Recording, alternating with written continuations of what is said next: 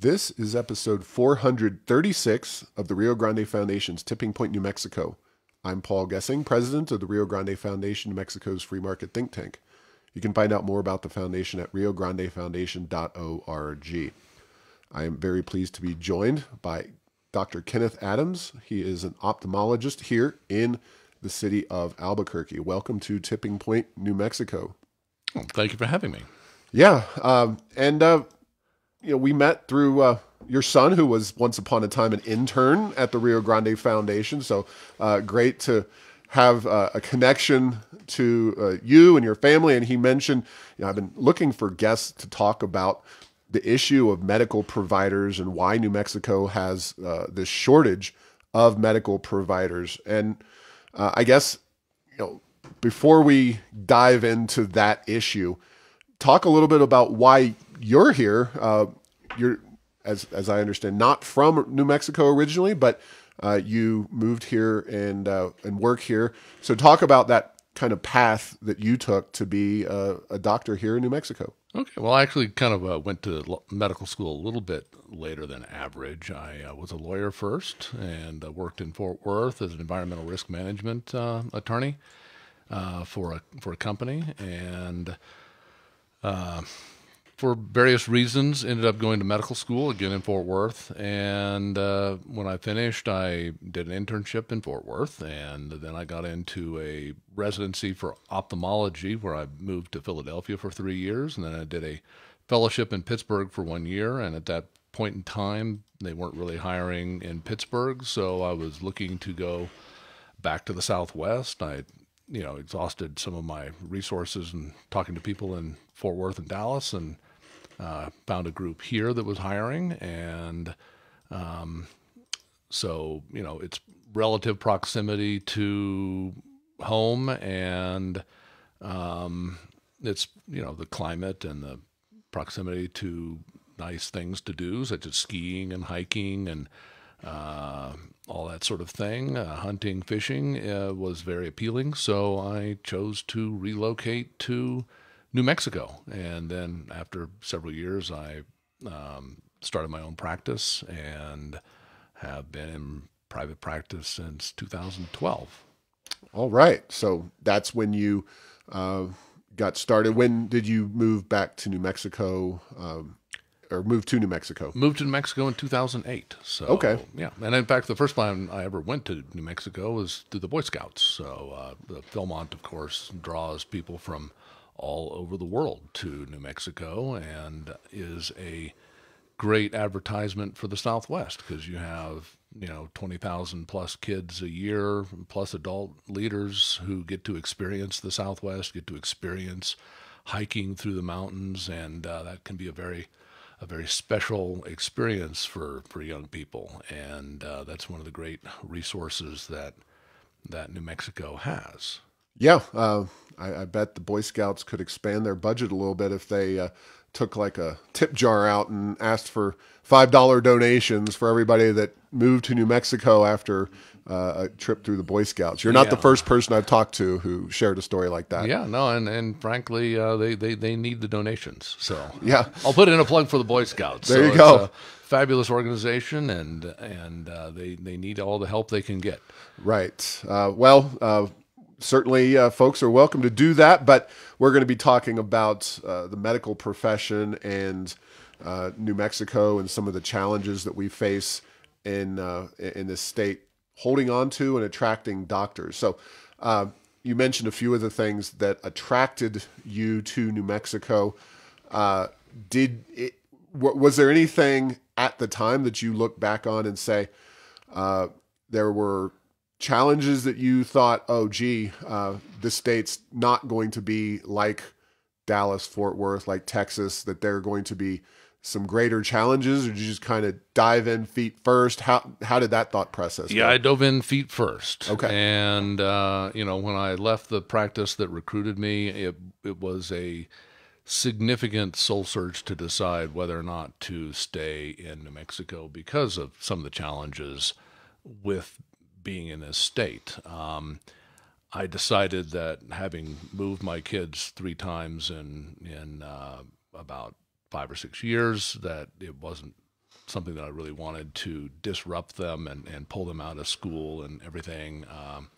Particularly since my son was almost to high school at that point, and I decided to stay here at least until they finished school and moved out. And I'm still here at this point. Now I've got one in college and one that's, as you mentioned, my son who introduced us just finished his graduate program with a master's and has a job at the University of Wyoming at their Firearms Research Center. I'll put in a plug for them. There you too. go. Yeah. Well, we've had George Moxery on the podcast. I can't point to the specific number, but he came out for an event, and I know he's working with your son on that particular project as well. So, so talk about some of the things that you discovered as your practice went along that make New Mexico a little bit more challenging than some other states. What specifically regarding the medical profession? Well, I mean, I can speak to my experience. I've also talked to some other people. I talked to an oncologist that left town a few years ago, earlier this week, to just kind of ask her about why she left and why her practice actually dissolved. There was about 5 physicians in her practice. And and I think her experience was fairly typical and reflects kind of my experience. There's multiple factors in New Mexico. Of course, one of them is that as a relatively poor state, there is a very high population of Medicaid and, of course, Medicare patients. And unlike commercial insurance, generally Medicaid and Medicare reimburse at a lower rate. And I would estimate that at least 75% of my patients probably are on Medicaid or Medicare, and 20 to 25% of them are commercial insurance. So, just from the beginning, you have a patient population that tends to reimburse at a lower rate. Mm-hmm. As a pediatric ophthalmologist, which is my fellowship training, I see adults as well, but as a pediatric ophthalmologist, almost any state you're in, you do have a very high Medicaid population. That's just part of dealing with kids. And in fact, ophthalmology in general has a very high, since most ophthalmologists deal with adults and most adults don't develop eye problems until they're older, it tends to be more of a geriatric practice. And of course, as a geriatric practice, almost all those patients are on Medicare. So, it tends to be a Medicaid focused practice. Now, just because the average person doesn't always know, so Medicaid, and correct me when and if I'm wrong, Medicaid is a program that is largely funded by the federal government. It applies to people of low, limited means, poverty, yes. And the reimbursement rates, as I understand it, tend to be lowest. Medicare is strictly for the elderly. Yes. It's administered by the federal government. Their reimbursement rates are somewhat higher than Medicaid, but lower than private insurance. Can you give a description of how that works and which particular programs are more or less attractive for physicians and ophthalmologists in particular? Yeah, well, in general, so both of them sort of grew out of Johnson's Great Society program, and in general, the Medicaid rates pay at a rate that is below Medicare rates. Although they did pass some legislation in New Mexico a year or two ago, I don't remember exactly when, to bring them closer to in line. They're doing some Medicaid increases every year for several years until they get them closer to similar reimbursement. Sorry, this is federal or state? That's actually state. Okay, that was a state law. So my understanding is the federal government basically gives money to the states, and the states that administer it. Oftentimes, the states will farm it out to private corporations, Presbyterian Centennial, Blue Cross, Blue Shield Centennial, et cetera, are basically Medicaid that is administered by private insurance companies. And so, they then have to control the costs and all that sort of thing in order to make a profit on it.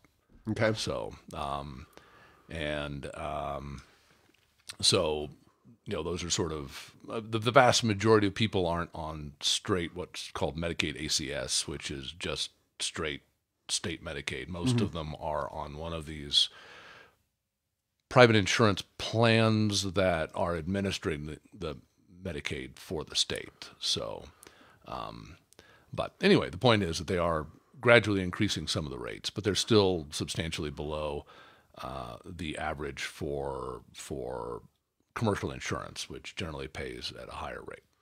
Got it. So, and Medicare, how's that compare with Medicaid on reimbursements?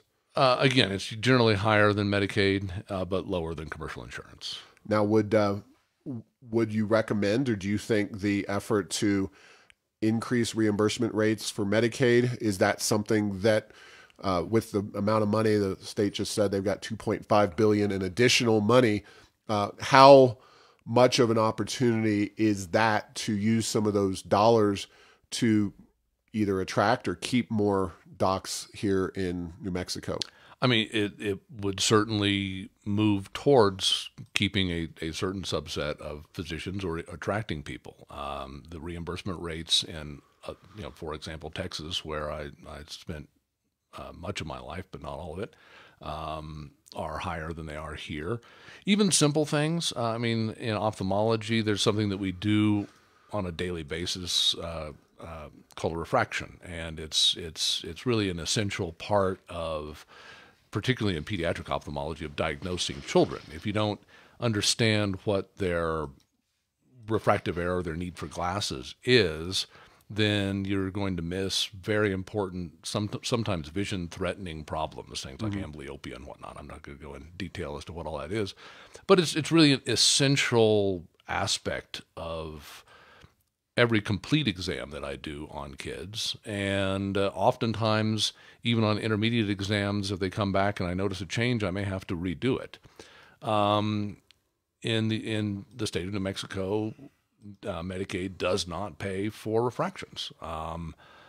And I see an average of a little over 5,000 patients per year. So, let's say I'm doing 3,000 refractions per year and I get paid $0 for all of those. Whereas if I were in Texas, they don't pay much, but I think they pay, somewhere around $10.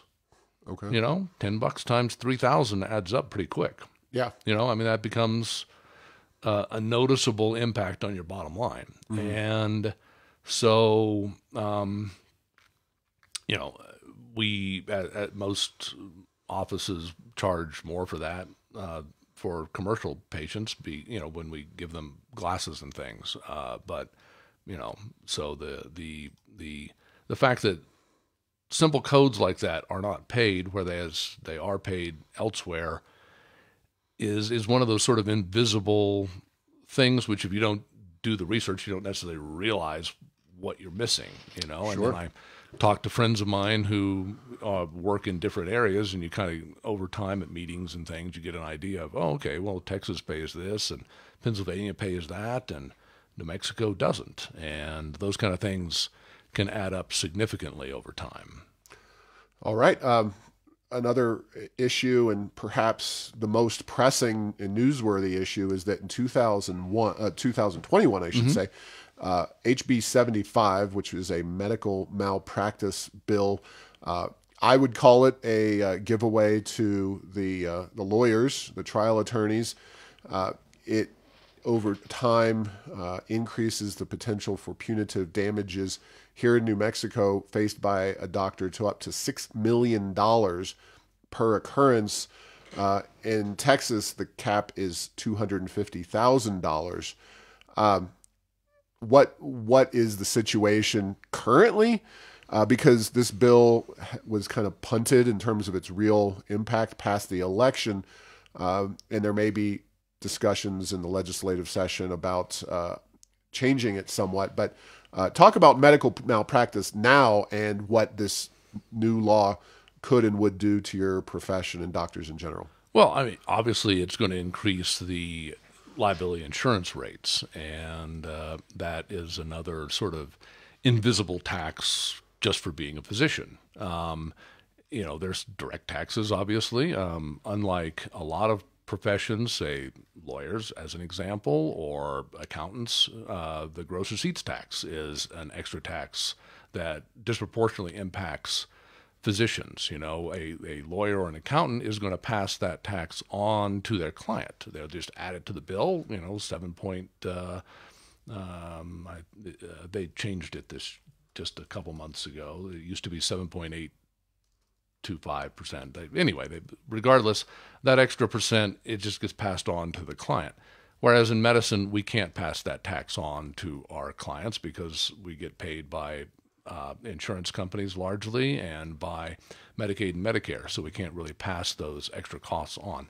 The liability changes is an extra cost. It just increases your cost of doing business. You're going to be paying more for liability insurance every year than you did the year before. My liability insurance went up by several $1,000s this year. I assume in anticipation of the fact that this is going to be phased in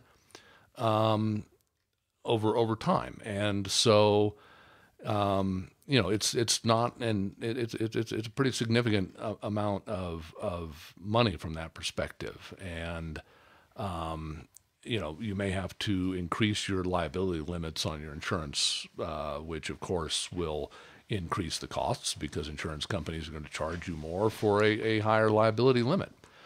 Texas passed their reform to liability roughly 20 years ago, I think.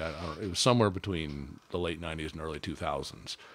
Because, again, they were having a hard time retaining physicians, particularly in places like the South Valley, where they had a absolute physician desert because the liability situation was so bad in that part of Texas. And I'm concerned that New Mexico could turn the entire state into the Texas South Valley of the late 90s, where you have physicians that are leaving and or not willing to relocate there because of the increased costs and the liability situation that exists. So it can definitely impact the decision making of individuals to either relocate or to stay. And there's kind of two sides to the coin. There's retention of physicians and there's recruitment, and both of those get impacted when you make these kind of liability, as you say, giveaways. Yeah, and just as not an aside, but related to all of this, you're a busy guy. It took a lot to get this particular podcast scheduled. Do you see on a day-to-day basis the lack of providers, and more importantly, because Albuquerque, if you're going to have a lot of doctors, we're going to have them more in Albuquerque than you have them in Gallup or Silver City. So can you just offer your own perspective on the situation in your profession or in your field with regard to the number of doctors and their availability? Well, absolutely. I mean, as a physician, I refer patients every day to other physicians. As a human being, I myself am a patient. And, I find that even getting an appointment for myself takes several months. I don't have a magic wand for getting in with somebody. I, don't have a back door. You don't have a trade? No, yeah, exactly. So literally I have to go through the same process as everybody else. I've got to call the office and, go through the phone tree and all that sort of thing. And, again, when I'm trying to get my patients in to get a cataract done, I used to do cataracts, but I don't anymore, so I refer those out. Oftentimes they are told by some other office that they're scheduling next April, and they can literally maybe somebody is going to lose their driver's license because their vision's dropped to be below 20/40, and they call and they can't get an appointment for 6 months or more. And then even once they get the appointment and get evaluated, it may take several more months for them to get on the surgery schedule. So, some of these surgeries, people may be, 6 to 9 months out on getting them done. And, that's largely just because there is a relative shortage of individuals getting people in. Just within the last week or so, I had a lady who had some neurologic symptoms, and I got an MRI on her, and it looked like she probably has multiple sclerosis. Even with me seeing her, identifying it, getting an MRI, coming up with a likely diagnosis, I can't get her in with a neurologist before January. Wow. So, and again, I don't have a magic wand for getting people in. I call, I can call the neurologist and ask them, but basically they're at the mercy of their office as well, because almost very few people are in private practice and can say, okay, yeah, just send them in today, I'll stay later. Most of these practices are large groups, and they're, the scheduling is run through a scheduling department, and the physician really has very little say over getting people in. Do you see a lot of people traveling long distances to be your patient because there's no providers in their communities? I'm a little bit. I've never been to an ophthalmologist. I have my reading glasses here because I can't read small print. But so I would. You're a specialist, but you're not a. I don't know. There's maybe more specialized individuals in the medical field as well. So how would you rank how you see those people from outside the Albuquerque area? Oh, absolutely. I see people from all over every day. I see people from Gallup. I see people from Las Cruces. I see people from Farmington. I see people from Hobbs. I see people from, Rio Doso, you name it. I see people that drive literally hours to get to my office. In fact, I really have to be aware of where people come from. And one of the things I do when I'm examining a patient is I briefly look at where they're from, because, if I have to bring somebody back for a follow-up appointment, if they're coming from Roswell, I'm not likely to want to bring them back in late January, February, early March, because as you know, there are snowstorms that blow through eastern New Mexico that can be life-threatening. I mean, people get stuck in snowdrifts, and it can be a significant issue. So I tend to not bring those people back during those seasons where they're more likely to get exposed to weather-related risk. And so, rather than bring them back in March, I may ask them to come back in April or May. And so these are, multifactorial things that I have to think about, not just how far it is for them to come, but what kind of weather conditions they may be encountering at certain times of year. So absolutely. As a pediatric ophthalmologist, there's very few of us. Last count, I think there's 5 of us in the entire state, and all of us are in Albuquerque. Again, Albuquerque, as you know, between Santa Fe and Albuquerque, you've basically got more than half the population of the state in this one area. So we tend to be concentrated here, and that's the same for almost every specialty: oncology, cardiology, the various surgical specialties. The vast majority of them are in the Albuquerque and Santa Fe area. Yeah. So want to talk a little bit about one more obstacle in policy, which is the gross receipts tax. Yes. Again, $2.5 billion budget.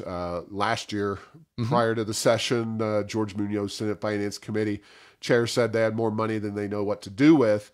It would seem that it's high time to address the gross receipts tax in the legislature. There's a lot of issues with that, but talk about the way doctors see the gross receipts tax impact them and your day-to-day business? Well, yeah, as I mentioned earlier, it's one of those costs that we cannot pass on. Unlike an accountant, for example, or a lawyer, or a the sales tax from a grocery store, those are all passed on to the customer. So when you go and buy something at the grocery store and there's a tax on it, you're paying that tax. And then the grocery store turns around. They don't keep that money for any length of time. They turn around and send a check to the government for that amount. And the same thing happens with an accountant or a lawyer.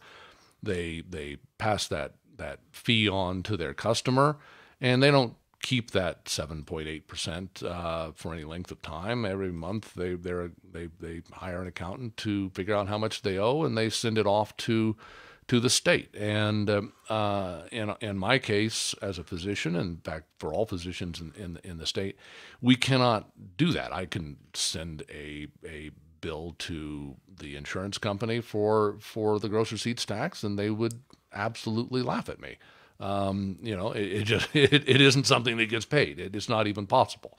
You're reimbursed for the rate that you're reimbursed, and they send you the money, and out of that you have to pay the gross receipts taxes. So it's something that comes out of our gross revenue that we can't pass on to a secondary consumer, and so it does disproportionately impact physicians, and I frankly didn't really fully understand it when I came. I didn't understand it fully when I came to New Mexico. It didn't take me very long to figure out that it was a problem with the state, and it didn't take me very long to figure out that at the time, I think there are only 4 states with a gross receipts tax. I don't actually know what the number is now, but there's very, very few states that have implemented it, and for good reason, because it tends to have a disproportionately negative effect, I think, on things like physician retention. Yeah, and I'm not surprised that you were not aware of this before you came to New Mexico, because in my personal dealings and other, family relations, you meet people all the time, including people who are stationed on base around the numerous bases, military bases here in New Mexico, and the military pays gross receipts tax on services provided. Yes, which is pretty unique, and those folks come from other states and they have no idea. And I will point you to a specific problem. We talked about Medicaid earlier. MoveOn.org, an organization we don't generally agree with or cite here at the Rio Grande Foundation. There's an active petition online from a doctor who works in out in the tribal areas on a reservation. Their petition is Medicaid reimbursement should not be subject to gross receipts tax. Now, can you shed any light on that specific aspect of the issue? Because it really, to me, this looks like a real opportunistic move by the state of New Mexico with the increase in Medicaid during the Obama administration, where they expanded under under Obamacare, and then the state of New Mexico gets to come in and collect GRT on all of this new revenue. Yeah, I mean, that's kind of a fun little thing that they do.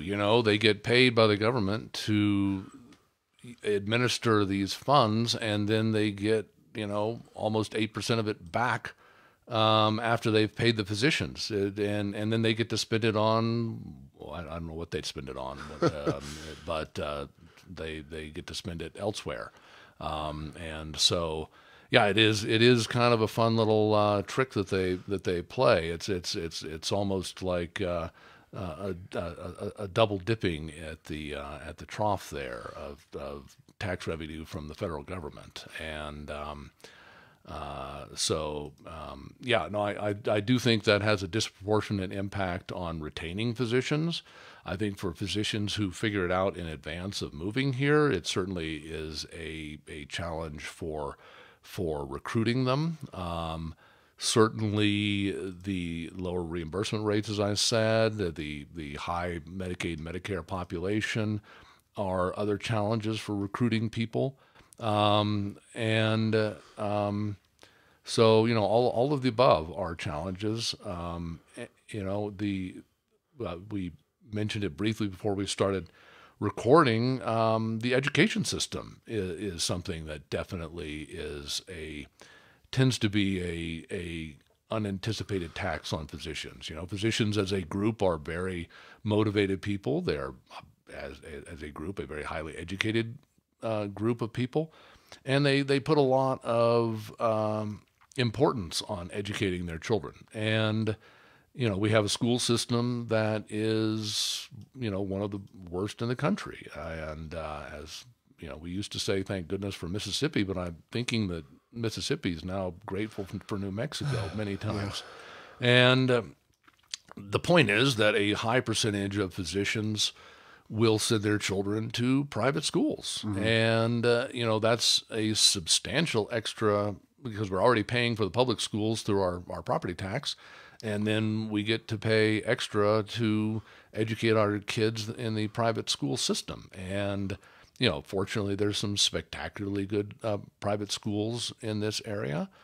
But it would be nice, and again, when you're trying to recruit physicians here, basically they have to live up in the Northeast Heights and send their kids to La Cueva or something like that, or they have to spend the money to send their kids to one of the very good private schools in town. There's really not, unfortunately, too many of the schools don't really meet the level of excellence that a high percentage of physicians want. And so, again, that's like an extra couple of car payments, depending on how many kids you've got. So, or a house payment if you've got 2 kids. I'll just quickly make an aside, which is that it's funny how with the Rio Grande Foundation, the medical provider issue plays into other issues that we care deeply about and work on: gross receipts tax, education issue. Mm-hmm.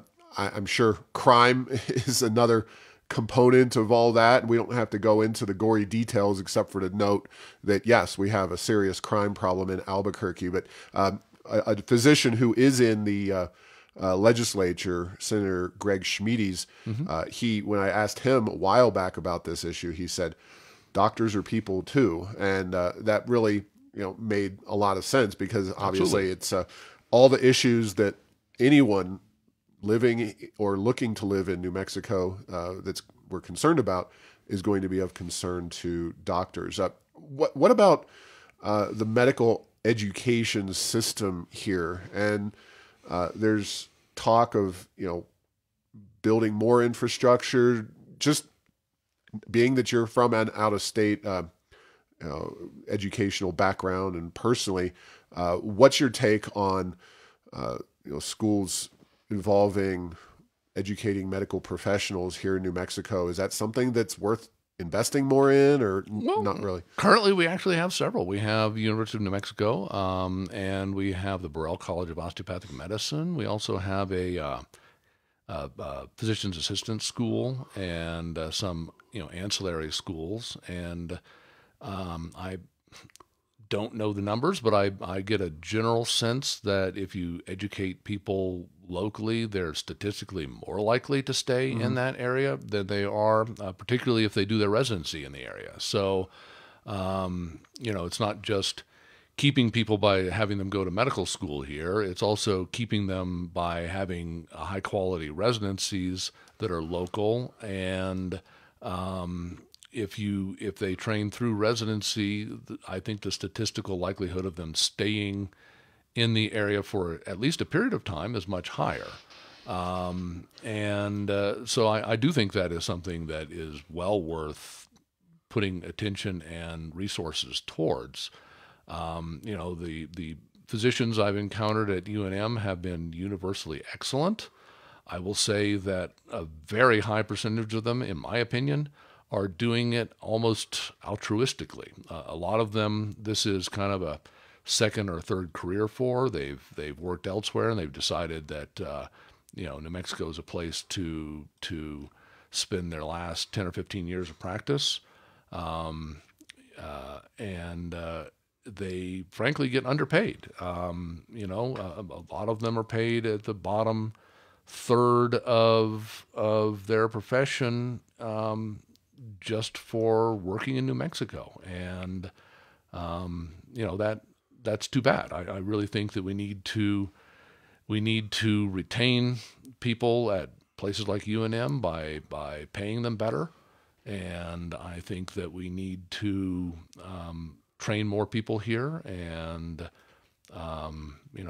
possibly even expand our medical schools. I don't think we have a dental school here. I verify that. I don't really spend much time involved with dentistry, but Right. I'm pretty sure we don't have a dental school, and that may be something that would. I don't know if we have a dentist shortage or not, but How about like specified tax breaks for people who work in rural communities and underserved areas? I think that's a great idea, and oftentimes there are tuition reimbursements and things like that. If people commit to spending a certain number of years working in rural and underserved areas, they can get most of their student loans and things paid off and forgiven. So, All right. Well, the one last thing I want to talk to you about is you probably recall in 2015 when there was a lawsuit that was filed. Some New Mexico patients were seeing doctors across the border in Texas. So people in eastern and southeast New Mexico were seeing doctors over in Texas. And one of the courts, or maybe it was an appeals judge, had ruled that New Mexicans could sue under New Mexico law Texas doctors. Fortunately, the New Mexico Supreme Court wound up overturning that lawsuit. But boy, the courts and these kinds of legal threats have to be in the back of every doctor's mind in New Mexico, not just from a medical malpractice perspective, but just the way the courts here tend to be for the plaintiffs. Oh, that's what I was talking about when I was, comparing New Mexico to the way the South Valley in Texas was back in the late 90s and early 2000s.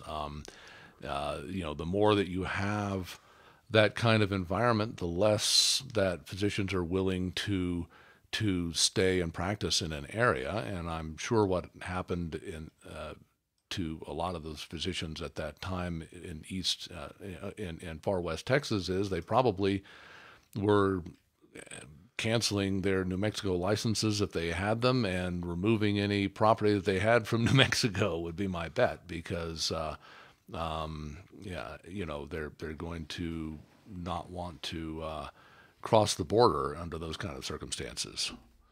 Yeah, that would be a particularly scary issue, and scary for any patients in New Mexico to kind of be trapped here all of a sudden, and in order to possibly get treatment, if that had stood, that they would have to move out of state. Yeah.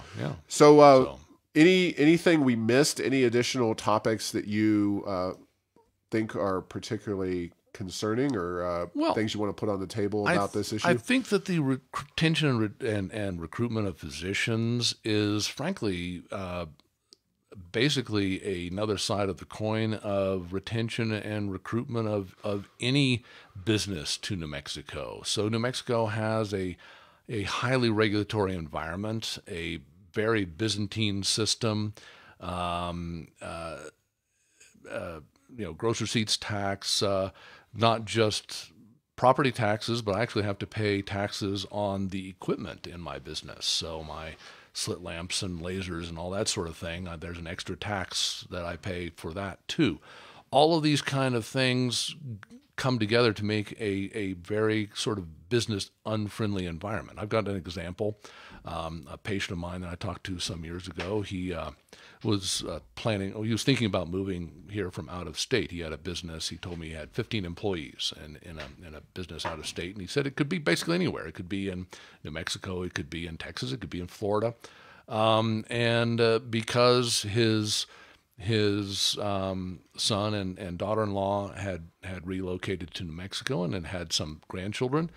His wife had basically packed up and moved here, and he was flying back and forth, spending 3 or 4 days a week in New Mexico and spending the rest of his time at running his business elsewhere.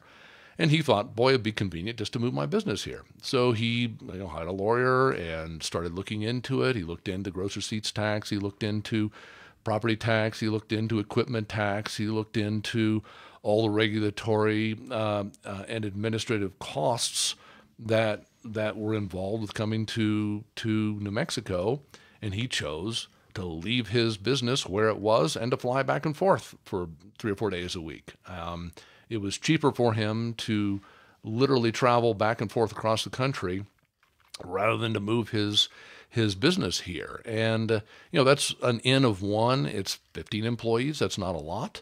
But if that happens 1,000 times, then, suddenly you've got thousands of employees that aren't being moved to this state. And I've asked a number of people, economists and others, what the multiplier is. I don't know what the multiplier is, but for every job you bring to a state, there is a multiplier. It's not that you're bringing one job to a state. You're bringing one job plus, a tenth of a job, because you've got to have the bag boy at the supermarket and the barista at the coffee place and the guy that, washes cars and, the guy who changes oil and everything else. So every job you don't bring to a state is amplified by jobs that you don't grow in the state by bringing people there. And so I think the challenge of recruiting and retaining physicians is the same challenge that we're seeing with recruiting and retaining all businesses in this state. Yeah, plus New Mexico finally did enact a largely a repeal of Social Security taxation. We have an aging population in the state, in the country. Those elderly folks often have assets, and they are an economic stimulus in and of themselves. We also happen to have a beautiful climate with unique cultures, and we're more affordable than a lot of other places. So there are many things that make us a likely destination for those retirees. But if you can't get a doctor... Absolutely. You just have to look at the benefits that Sun City brought to Arizona, for example. It brought in an enormous number of retirees, and they have a very robust medical care system there and everything else. So you're right. It all kind of comes hand to hand. All right. Well, Dr. Adams, do you want to put out any information about your practice if people need your services or Sure. I'm a pediatric and general ophthalmologist. I see people with all eye conditions, but my specialty is crossed eyes and double vision, and my office is on Eubank. So. And how do they find out about you? Website, phone number? Oh, yeah, I've got a website. It's all spelled out. It's seedoctoradams.com, seedoctoradams.com. My office phone number is 505-242-3330. All right. Thank you very much for your time and expertise, and for the service you provide our state and our community. Thanks for listening to this week's episode.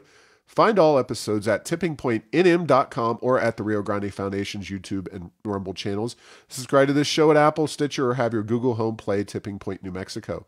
Thanks to Path 3 Marketing for producing this show.